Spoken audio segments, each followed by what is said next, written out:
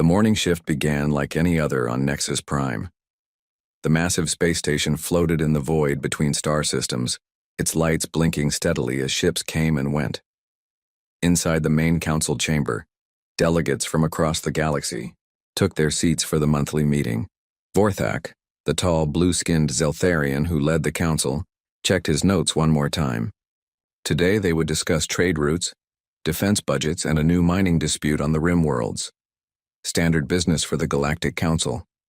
But something felt wrong. The human section sat empty. 23 chairs that should have held Earth's delegation remained vacant. Vorthak frowned and activated his communication device.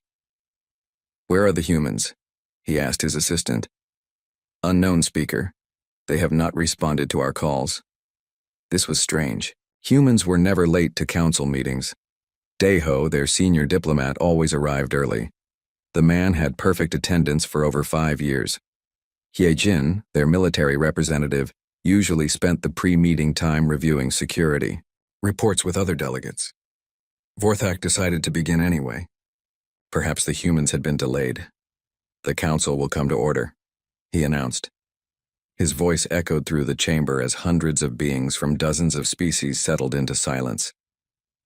The first item was the Kepler trade agreement. Daeho was supposed to present the final terms today. Without him, they could not proceed. Vorthak moved to the next item, then the next. Every major issue on the agenda somehow involved human input. An hour passed. Still no humans. "Speaker," called out Ambassador Grextel from the Catherian section. "Should we attempt to contact Earth directly?" Vorthak nodded. His assistant tried multiple channels. The response came quickly, but it was not what anyone expected. A cold, mechanical voice filled the chamber. "Humanity has withdrawn from galactic affairs. Do not attempt further communication." The council erupted. Voices in dozens of languages filled the air as delegates tried to understand what they had just heard. Vorthak called for order, but the chaos continued. "This must be a mistake," Grextal said. "Humans do not just leave. They have been council members for over 200 years. Others agreed. The draconian representative stood up, his scales shifting color with agitation. "Perhaps they face some internal crisis. We should send aid." But when they tried to contact human colonies, they received the same message. Every human world, every human ship, every human station across the galaxy had gone silent. The only response was that same cold voice telling them to stay away. By the end of the day, the truth became clear. Humanity had vanished from galactic society overnight. Not just their government, but their entire civilization had cut all ties with the outside universe. The immediate effects were obvious. 3 major trade deals collapsed without human signatures. The joint patrol fleet protecting the outer rim lost half its ships when human vessels suddenly departed. Financial markets crashed as investors panicked about the sudden disappearance of humanity's massive economic presence. Vorthak stood before the emergency session that evening, looking out at faces filled with confusion and fear. "We must remain calm," he said. "Perhaps the humans will return soon with an explanation." But in his heart he doubted it. The withdrawal had been too complete, too organized. This was not a sudden decision. Someone had planned this for a long time. 3 days later, Captain Thexara of the Draconian fleet brought disturbing news. His ship had approached the Sol system hoping to find answers.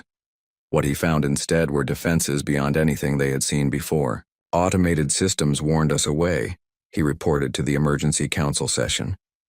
But they were not the same technology humans used before. These weapons were more advanced than anything in our databases. "Did you try to communicate?" Vorthak asked. "Yes." The response was simple. "Turn around or be destroyed." We chose to turn around. Similar reports came from across human space. Every system humanity controlled was now protected by mysterious new defenses. Ships that tried to approach were warned once, then disabled if they continued. No one was killed, but the message was clear. Stay away. The economic damage spread quickly. The Rimward Commerce Guild, which depended on human-maintained trade routes, saw their profits drop by 60% in a week. Smaller species that relied on human technology for basic needs faced immediate shortages. On Zeltharia Prime, riots broke out when food shipments stopped arriving. The planet's agriculture depended on fertilizers that only human factories could produce efficiently. Without those supplies, crops began failing. The outer rim worlds suffered worst of all. Human fortress planets had protected them from raiders and pirates for generations. Now those protections were gone. Within days, the first attacks began. Small colonies found themselves defenseless against ships that no longer feared human retaliation. In the council chamber, tempers ran high. Some blamed humanity for the crisis. Others defended them, saying there must be a good reason for their actions. Arguments broke out daily as the situation grew worse. "They have abandoned us," declared the Vaxian ambassador. "After all we did, together, they left without warning." "The humans are not cruel," Grextal replied. "There must be something we do not understand." But understanding seemed impossible. Every attempt to penetrate human space failed. Every message went unanswered. Humanity had built a wall around themselves and refused to explain why. As the first month ended, Vorthak realized they faced a new reality. The Galactic Council had been built around human participation. Their diplomats solved conflicts. Their traders kept goods flowing. Their military kept the peace. Without them, the careful balance that had maintained galactic civilization was falling apart. Standing in his office, looking out at the stars, Vorthak wondered what could have driven humanity to such extreme action. They had seemed happy in galactic society. Their people had friends among every species. Their culture had spread to 1,000 worlds, yet they had left it all behind without a single word of explanation. In the distance, he could see human space through the observation window. Those stars still shone, but now they felt cold and distant. Somewhere out there, humanity continued to exist. But for the rest of the galaxy, it was as if they had simply vanished from existence. The price of their departure was already becoming clear. The question that haunted Vorthak was simple. Why? Had they chosen to pay it? 3 months had passed since humanity disappeared, and the galaxy was dying slowly. Mira stood in what used to be the busiest trading hub in the Zeltharian system. Now the vast station felt like a tomb. Half the docking bays sat empty. The other, half held ships that could not complete their routes because human space blocked the fastest paths between star systems. She watched a Vaxian cargo hauler depart through the observation window. The ship would take the long route around human territory, adding 3 weeks to what used to be a 5-day journey. The extra fuel costs would bankrupt the small company that owned it. "Another one gone," said Kyle, her Zeltharian assistant. His blue skin had taken on a pale shade that meant stress among his people. "That makes 57 businesses that have closed this month." Mira nodded sadly. The numbers were getting worse every day. Trade through this system had dropped by 80%. The Rimward Commerce Guild, which had operated here for centuries, was discussing complete shutdown. It was not just about blocked routes. Humanity had built the hyperspace beacons that made fast travel possible. Those beacons still worked, but they were locked. Human computers controlled them, and those computers would not respond to outside signals. Ships could still travel without the beacons, but it took much longer and used much more fuel. Small trading companies could not afford the extra costs. Only the largest corporations could survive, and even they were struggling. The communication system chimed. Mira activated it, hoping for good news. Instead, she saw the worried face of Admiral Kexathara from the Draconian fleet. "The situation in the Outer Rim is getting worse," the Admiral reported. "We lost 3 more colonies yesterday." Mira felt her stomach drop. The pirate attacks had been increasing every week since humanity vanished. Human patrol fleets used to keep the raiders in check. Without that protection, the pirates grew bold. "How many dead?" she asked. 43 civilians on Kepler 7. The raiders took everything they could carry and destroyed the rest. Kexthara's scales shifted to a dark red color that meant anger. "My ships are spread too thin. We cannot protect everyone." This was the problem everywhere. Human military forces had filled gaps that other species never realized existed. Now those gaps were becoming deadly holes in galactic security. The worst part was that they had tried to fill those gaps themselves. The remaining council members had organized joint patrols and shared defense agreements. But coordination was terrible without human leadership. Species that had worked together for centuries under human guidance now argued about everything. On Kythera Prime, Dr. Velthari faced a different kind of crisis. The research facility around him buzzed with desperate activity as scientists tried to solve problems that used to have simple solutions. The fungal infection is spreading faster, his assistant reported. 3 more agricultural worlds have reported crop failures.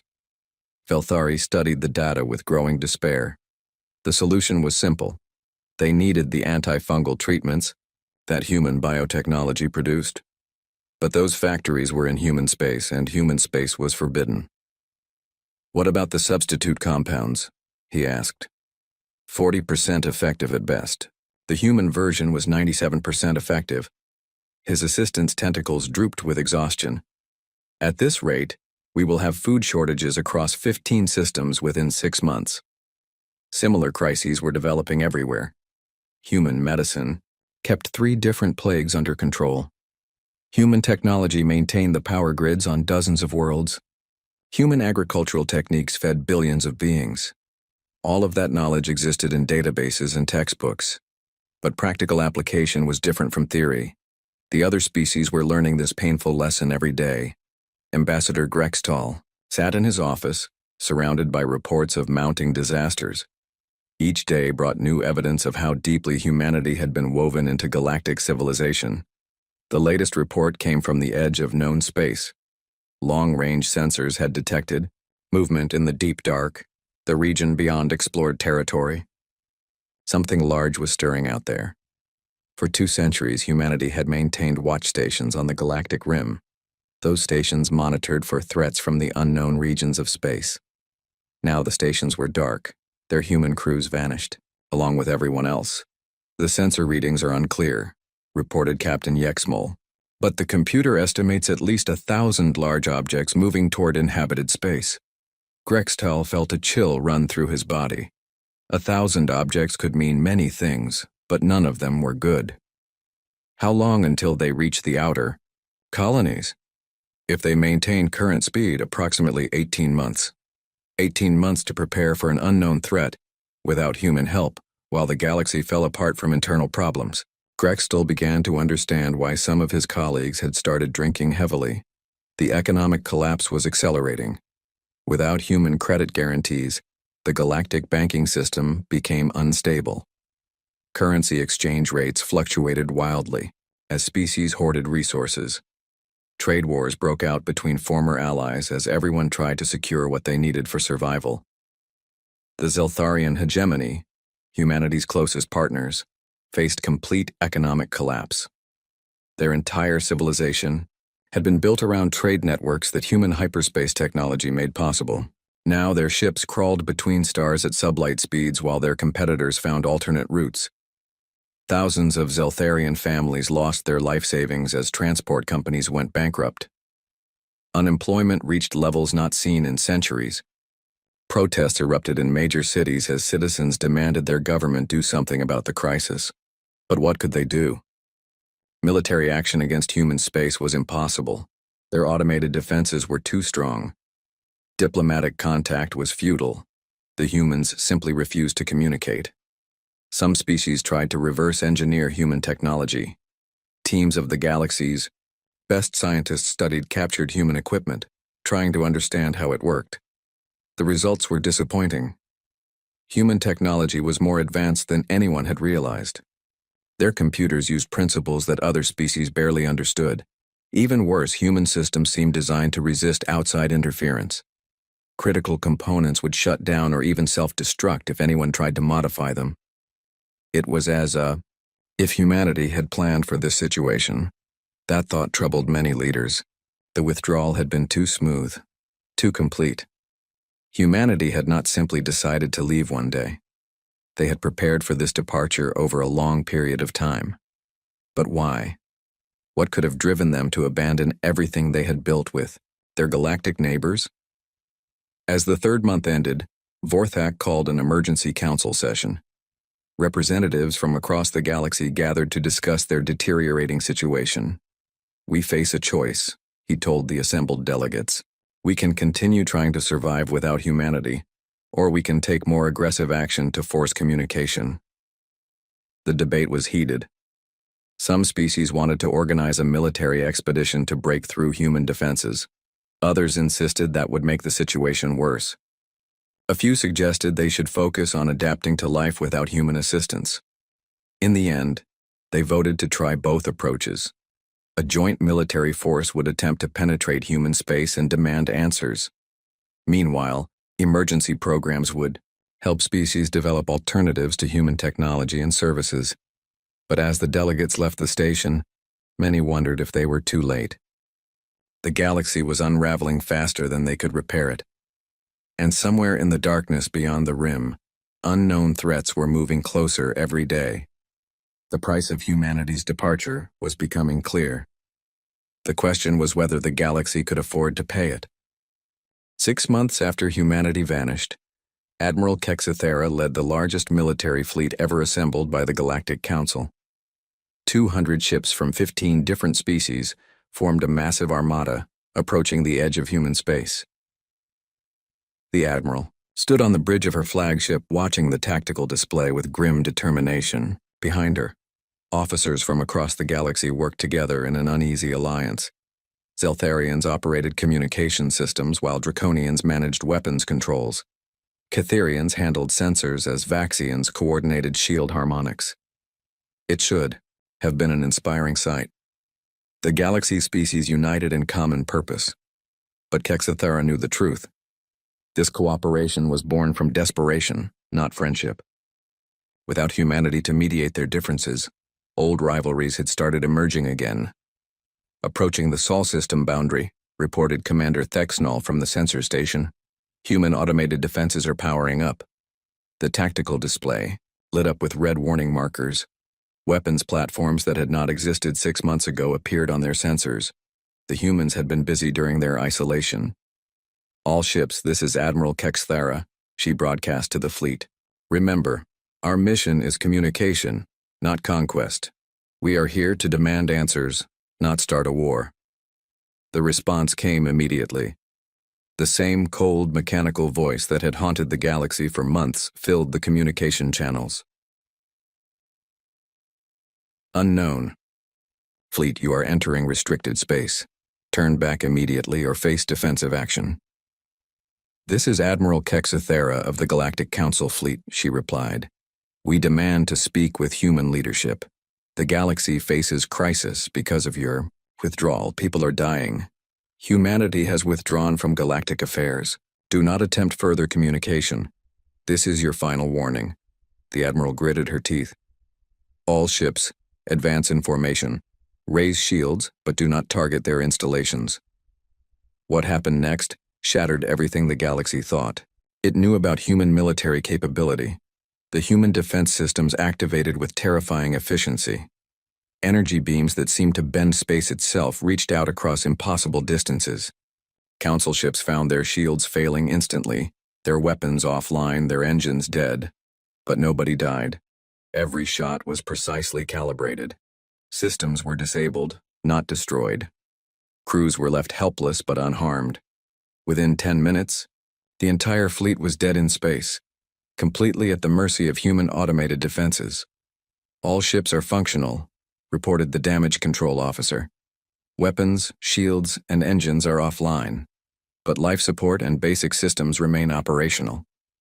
Admiral Kexithera stared at the display in shock. The humans could have destroyed them easily. Instead, they had delivered a message. "We could kill you all, but we choose not to." Rescue ships arrived 3 days later to tow the disabled fleet home. The humiliation was complete. The galaxy's combined military might had been swatted aside, like insects by automated systems. But the real shock came from the technology analysis. Chief Engineer Morgan studied the weapon signatures with growing disbelief. "These readings do not match any known human technology," he reported to the emergency council session. The energy patterns suggest manipulation of fundamental forces. We barely understand. How is that possible? Asked Forthak. 6 months ago, humans used the same technology as everyone else. They did not, Morgan replied grimly. Our analysis suggests they have been developing this technology for decades, possibly centuries. They deliberately hid their true capabilities from us. The implications hit the Council like a physical blow. Humanity had been far more advanced than anyone realized. They had chosen to appear equal to other species, while secretly developing capabilities that made them nearly godlike. Why hide such power? And why reveal it only to drive everyone? Away on the research station Kepler Deep, Dr. Young sat alone in what used to be a joint human-alien research facility. The human scientists had vanished 6 months ago, leaving behind only empty laboratories and encrypted computer systems. But Young was persistent. She had spent her entire career studying human technology, trying to understand how their minds worked. Slowly, painfully, she had begun to crack their security systems. The first breakthrough came from studying abandoned human personal logs. Dr. Junwoo had been her research partner for 5 years.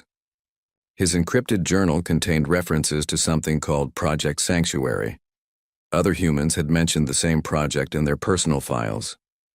References to necessary preparations and the coming darkness appeared repeatedly. But the details were always vague, hidden behind multiple layers of security. Then she found Dr. Nari's laboratory. The facility was hidden in an asteroid belt, disguised as a mining operation. It had taken Jung months to locate it using clues from Junwoo's notes. When she finally accessed the main computer, what she found changed everything. Historical analysis confirms cyclic pattern, read one of Nari's research logs. Advanced civilizations disappear every 50,000 years. Archaeological evidence suggests external intervention. Jung read the files with growing horror. Human researchers had spent centuries studying ancient ruins across the galaxy. The evidence painted a terrifying picture of galactic history. Every 50,000 years, advanced civilizations simply vanished. Not through war or plague or natural disaster, but through what the humans called systematic removal. Something came from beyond known space and erased any species that had become too successful. The humans called it the final convergence. According to their research, the next convergence was approaching. The signs were already visible to those who knew what to look for. The movement of objects in deep space, subtle changes in the cosmic background radiation, ancient automated systems beginning to activate after millennia of dormancy. But the most disturbing discovery was in the final research notes. The convergence specifically targeted civilizations that were interconnected and dependent on each other. Species that relied too heavily on cooperation became vulnerable to systematic destruction. Hypothesis confirmed, Nari had written. Galactic civilization as currently structured cannot survive convergence. Too much interdependence. Single point of failure will cascade into total collapse. Jung understood what this meant. Humanity had not abandoned the galaxy. They had been trying to save it. By removing themselves from galactic society, they forced other species to become independent. The current crisis, as terrible as it was, might be necessary preparation for something far worse. She tried to contact the Council with her discovery, but the communication system was down. Pirate attacks had destroyed 3 relay stations in the past week. The breakdown of galactic infrastructure was accelerating. On the outer rim, the first refugees began arriving from the deep space colonies. They brought stories of massive objects emerging from the void between galaxies, things that blotted out stars and moved with impossible purpose. Captain Rexiol had been patrolling the frontier when his sensors detected the first incursion. What he saw haunted his dreams. They are not ships, he reported to his commander. They are something else, the size of small moons, but they move like living things. My computer cannot identify their composition. Long-range scans showed hundreds of these objects moving steadily toward inhabited space. They seemed to ignore the laws of physics, traveling faster than light without using any known propulsion system, and they were heading directly for the most populated regions of the galaxy. The council received Rexiol's report during another emergency session. By now, these meetings happened almost daily as new crises emerged faster than they could be resolved. Estimated time until arrival? Asked Vorthak. 12 months, replied Admiral Kexthera. Maybe less if they accelerate. 12 months to prepare for an unknown threat. 12 months while the galaxy fell apart from internal collapse. 12 months without humanity's help. Some council members demanded another attempt to contact the humans. Others insisted they should focus on preparing their own defenses. Arguments broke out as fear and desperation overrode diplomatic courtesy. In the chaos, nobody noticed the quiet Etherian delegate accessing the council's archaeological database. Velthari had been researching the ancient ruins that Dr. Nari's files had mentioned. What he found confirmed his worst fears. The ruins were everywhere, hidden beneath newer construction or buried by time. Every major civilization in galactic history had left similar remains, and every one of them had vanished at the same point in their development. The pattern was clear to anyone willing to see it. The galaxy was caught in an endless cycle of growth and destruction. Civilizations rose, became interdependent, and then disappeared when the next convergence arrived. But this time, humanity had broken the pattern. By removing themselves, they had forced the galaxy to develop the independence it needed to survive. The question was whether they had acted in time. 1 year after humanity's departure, Dr. Velthari stood before the emergency council session with evidence that would change everything. The chamber was half empty now. 3 species had withdrawn from the council as their civilizations collapsed. Others attended by hologram because travel had become too dangerous. The Devourer fleets had consumed 5 star systems. Billions of beings were dead or missing. Refugee ships crowded every safe harbor while military forces struggled to maintain even basic security. The pattern is clear, Velthari announced, activating the holographic display. Every 50,000 years, galactic civilization is reset. We have been living in the current cycle for 49,800 years. Ancient ruins appeared in the display. Sites from across the galaxy that few had paid attention to before. Each showed the same story. Advanced civilizations that suddenly vanished at the height of their power. The humans knew, Velthari continued. Their archaeological teams discovered this pattern decades ago. They tried to warn us indirectly, but we ignored the signs. Speaker Vorthak studied the evidence with growing dread. What exactly are these convergences? Based on human research, external forces that appear every 50,000 years to eliminate advanced civilization. The purpose is unknown, but the method is consistent. They target the most successful, most interconnected species first. The display showed simulation models based on human calculations. The convergence entities, whatever they were, would arrive in force within months. Their first targets would be the most developed worlds, the ones with the strongest trade networks and military alliances. The humans realized something crucial, Velthari explained. Galactic civilization as it existed was vulnerable because of its interdependence. When they remove key species, everything collapses. Council members began to understand. The current crisis was not random destruction. It was systematic preparation for what was coming. Commander Dexara from the Outer Rim brought the latest tactical reports. The Devourer advance forces had been probing galactic defenses for months, but these were not the main threat. Our long-range sensors have detected massive objects entering the galaxy, she reported. Structures the size of planets moving faster than anything we can track. Conservative estimates suggest they will reach core worlds within 8 months. 8 months. The timeline was accelerating. Ambassador Grextal had been investigating the abandoned human research station that Dr. Jung discovered. Deep in the facility's central computer, he found the files that explained everything. Project Sanctuary was humanity's response to the convergence threat, he reported. They calculated that galactic civilization had less than 2 years before the next reset. Standard defensive preparations would not be sufficient. The human research was extensive. They had studied every previous convergence, analyzed the attack patterns, and reached a terrifying conclusion.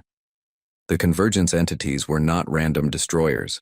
They were intelligent, systematic, and nearly impossible to defeat through conventional military action. But they had one weakness. They targeted civilizations based on specific characteristics. Species that were too dependent on others for survival were eliminated first.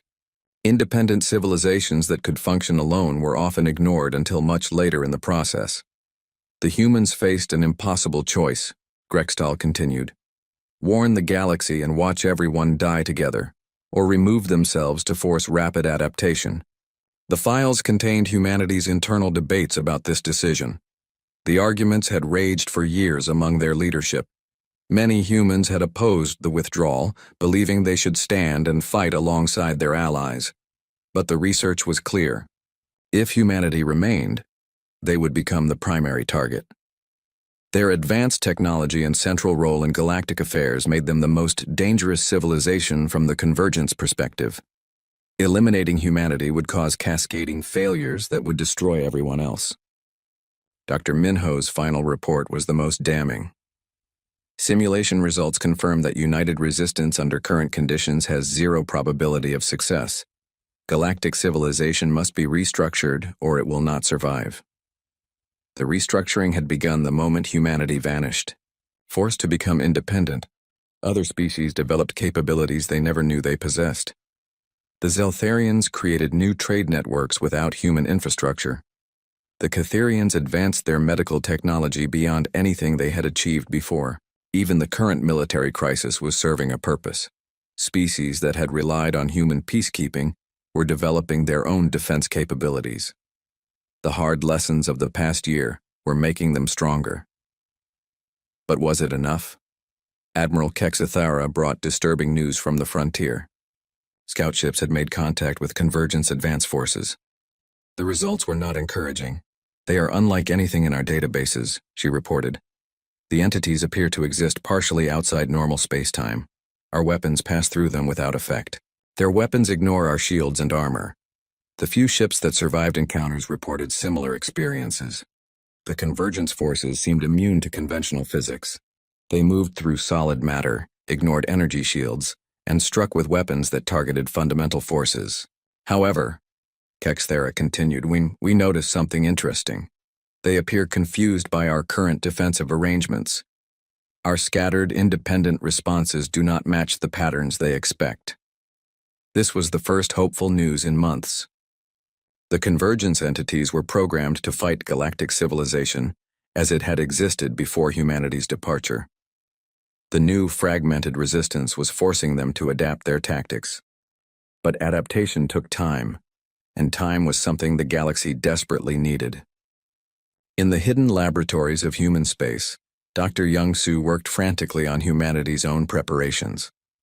The sacrificial plan had always included this phase: remove themselves from galactic society, then prepare for their own convergence battle. His research logs, found years later, revealed the scope of humanity's sacrifice.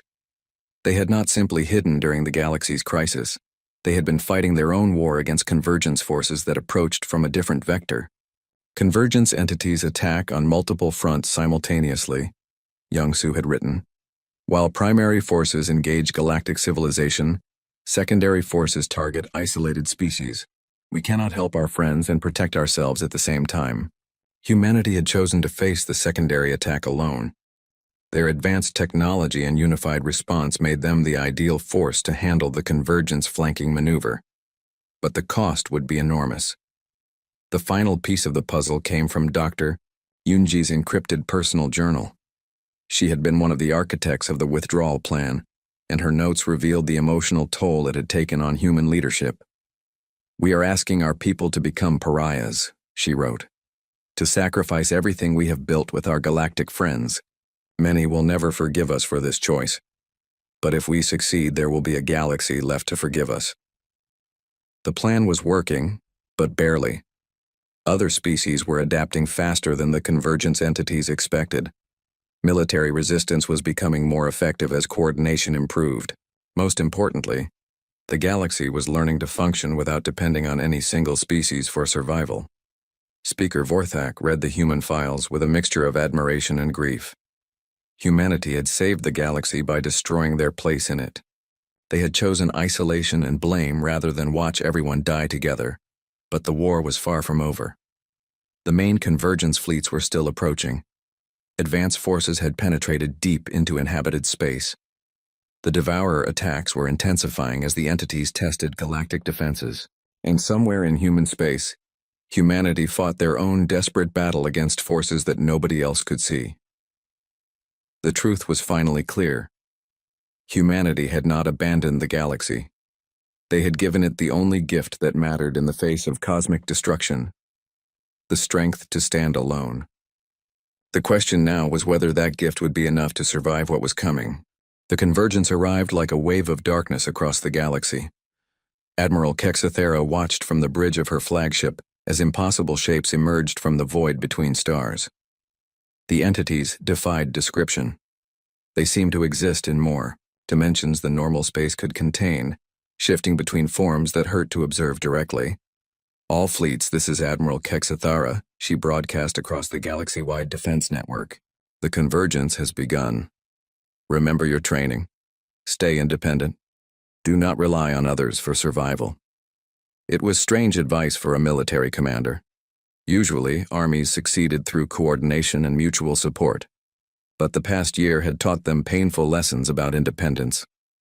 Species that tried to recreate the old human-led alliances failed quickly. Those that developed self-reliant tactics survived longer. The first wave hit the outer colonies.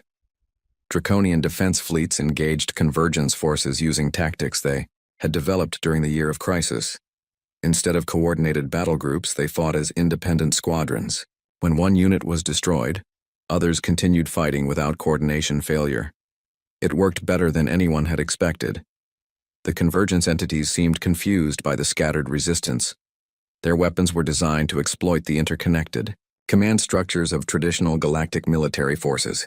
Independent units were harder to predict and eliminate. On Kythera Prime, Dr. Velthari coordinated the evacuation of research facilities. The convergence targeted centers of learning and technology first. But the past year had forced scientists to distribute their knowledge across multiple locations. Critical research was no longer concentrated in vulnerable installations. "Convergence forces approaching Research Station 7, reported his assistant. "Estimated time to contact 30 minutes. "Continue the data transfer," Velthari ordered. "If we lose the station, the backup sites will maintain the research." This redundancy was another lesson learned during humanity's absence. The old system of centralized knowledge had made entire scientific disciplines vulnerable to single attacks. Now every major discovery was copied across dozens of independent facilities. The convergence entities reached the research station and began their systematic destruction. But instead of eliminating crucial knowledge, they found only one node in a distributed network. The scientific community continued functioning, even as individual facilities were lost. Speaker Vorthak coordinated the defense from Nexus Prime, but his role was different now. Instead of commanding unified forces, he facilitated communication between independent military groups. Each species fought according to their own strengths rather than following a single strategy. "Zeltharian fleets report successful hit-and-run attacks on convergent supply lines," his communications officer reported. "Vaxian defense platforms are holding Sector 12. Etherian scout ships have located 3 convergent staging areas." The diversity of approaches was confusing the convergence forces. They had fought similar battles across cosmic history, always against civilizations that followed predictable patterns. This galaxy was different. Instead of unified resistance, they faced hundreds of different tactical approaches, but the cost was enormous. Entire star systems disappeared as convergence weapons unmade the fundamental forces that held atoms together. Billions of beings died as planets were reduced to component particles. The galaxy that had existed for centuries was being systematically erased. Then something unexpected happened. Long-range sensors detected massive energy discharges from human space. The signatures were unlike anything seen before, suggesting weapons that manipulated space-time itself. But the targets were not in the galaxy's inhabited regions. Captain Thexara, investigating the signals, made a disturbing discovery. The energy patterns suggest humanity is engaged in major military action. But they are fighting something we cannot detect with our sensors. The truth was revealed when communication arrays finally penetrated the electromagnetic interference surrounding human territory. Humanity was fighting their own war against convergence forces that had approached from a different direction. Dr. Young-Soo's final transmission, recorded as his research station was destroyed by convergence weapons, explained the situation. Secondary convergence fleets targeted humanity directly. We engaged them beyond the galactic rim to prevent breakthrough to inhabited space. Casualties are severe, but the flanking attack has been stopped. Humanity had been fighting alone for over a year. While the galaxy struggled with its independence, human fleets had been dying in dark space to protect worlds that no longer acknowledged their existence. The sacrifice was staggering. Human colonies throughout the galaxy reported massive population losses. Their military was reduced to a fraction of its former strength, but they had succeeded in stopping the convergence secondary assault. This revelation changed everything. The galaxy's species finally understood the true scope of humanity's sacrifice. They had not simply withdrawn from galactic society, they had taken responsibility for the most dangerous part of the convergence battle, facing it alone while their former friends learned to survive independently. The main convergence assault continued for months. Galactic civilization fought desperately for survival, using the independence and diversity that humanity's departure had forced them to develop. It was chaotic, inefficient, and costly. But it was also unpredictable enough to confuse entities that had destroyed countless civilizations using proven methods. Slowly, the tide began to turn. Convergence forces that expected unified resistance found themselves facing constantly changing tactics. Species that had relied on human leadership developed their own innovative approaches to warfare. The galaxy's response was too diverse and independent for the convergence to counter effectively. The breakthrough came when Etherian scientists discovered that convergence entities existed in a quantum state that made them vulnerable to certain types of interference. But the discovery required advanced technology that only humanity possessed. For the first time in over a year, the galaxy needed to contact human space. Speaker Vorthak personally led the diplomatic mission, knowing that humanity might refuse to help after being abandoned for so long. The response came quickly. Not the cold mechanical voice that had rejected all previous contact, but the warm, tired voice of Ambassador Deho. "Hello, old friends," he said. "We have been waiting for you to call." The reunion was emotional but brief. Humanity immediately shared the technology needed to exploit the convergence vulnerability.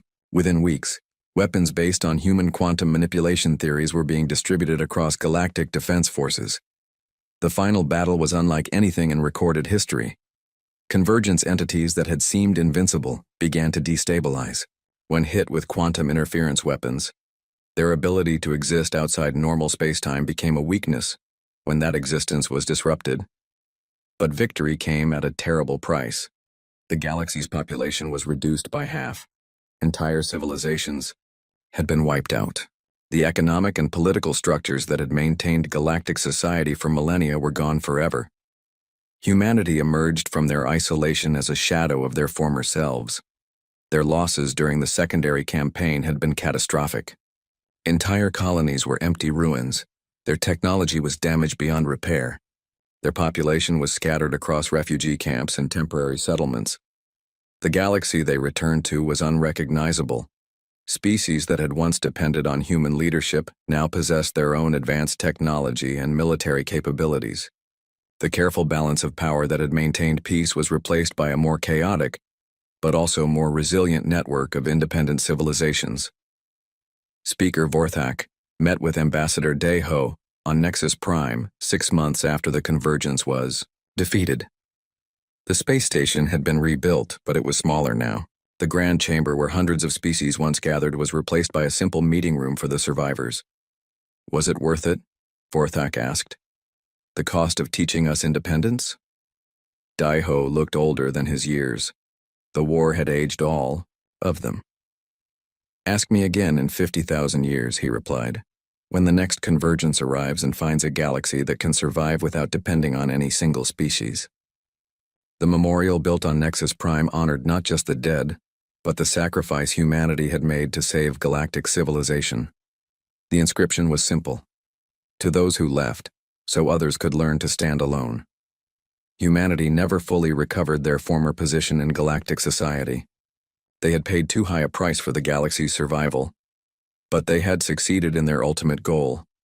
The next time convergence entities arrived, they would find civilizations that could fight independently, think creatively, and survive without relying on others for protection.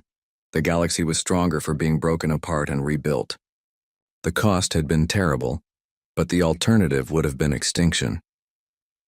In his private quarters, Daeho kept a photograph of the old council chamber, full of delegates from dozens of species working together in harmony.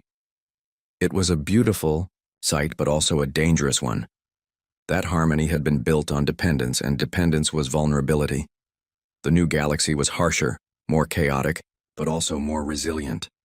It was the galaxy humanity had chosen to create through their sacrifice.